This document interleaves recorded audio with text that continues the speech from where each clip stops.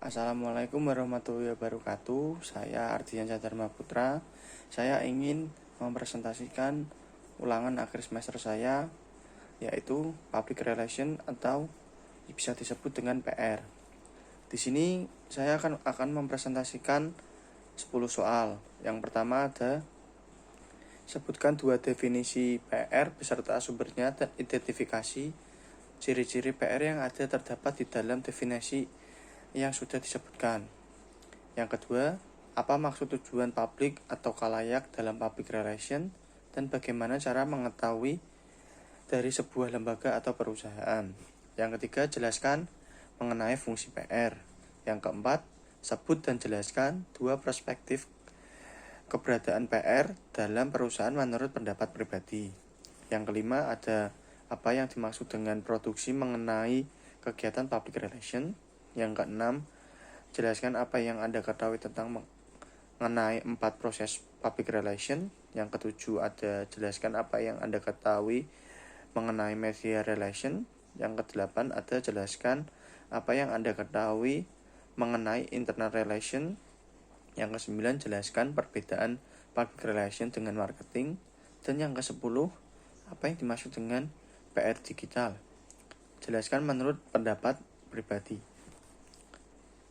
Lalu selanjutnya saya akan menjawab pertanyaan yang sudah saya bacakan, yaitu nomor 1 adalah A. Dikutip dari gurupendidikan.co.id, public relation adalah sebagai jembatan antara perusahaan atau organisasi dengan publiknya. Pertama, tercapainya mutual understanding atau saling pengertian antara perusahaan dengan publiknya. Yang B, pengertian public relation adalah interaksi dan menciptakan opini publik sebagai input yang menguntungkan untuk kedua belah pihak dan merupakan profesi yang profesional dalam bidangnya karena merupakan faktor yang sangat penting dalam tercapainya tujuan organisasi dengan secara tepat dan dengan secara terus-menerus, karena public relation merupakan kelangsungan hidup organisasi yang bersangkutan. Lalu ciri-cirinya adalah tercapainya mutual understanding antara perusahaan dengan publiknya, dan yang kedua, menguntungkan kedua belah pihak. Selanjutnya, jawaban yang nomor 2. Dari public relation adalah khalayak sasaran dari public relation atau PR yang biasa juga disebut dengan stakeholders atau juga khalayak humas, yaitu kumpulan orang-orang atau pihak-pihak yang berkepentingan terhadap perusahaan. Dengan adanya publik internal dan eksternal, kita dapat mengetahui publik dalam sebuah lembaga. Yang ketiga ada, menurut saya pribadi, fungsi public relation dapat meningkatkan public speaking kita terhadap orang lain, dan jika dapat menguasai public relation yang baik di dalam perusahaan, dapat berfungsi untuk membangun dan membina hubungan yang baik atau positif dengan perusahaan yang lain. Selanjutnya, jawaban nomor 4, yaitu A.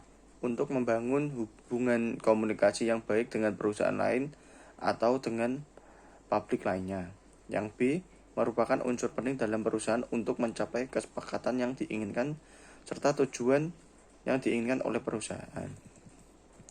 Lalu selanjutnya, jawaban yang nomor 5, opini publik penting bagi PR, karena salah satu tugas PR adalah mengumpulkan informasi opini publik, sehingga ketika ada opini publik yang buruk terkait isu-isu yang mencemaskan publik, maka PR lah yang menangani dengan berusaha menciptakan informasi positif.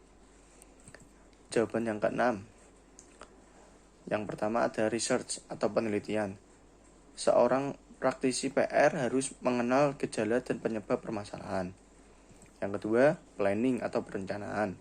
Setelah tahap penelitian dan pencarian data, praktisi PR melanjutkan ke tahap perencanaan.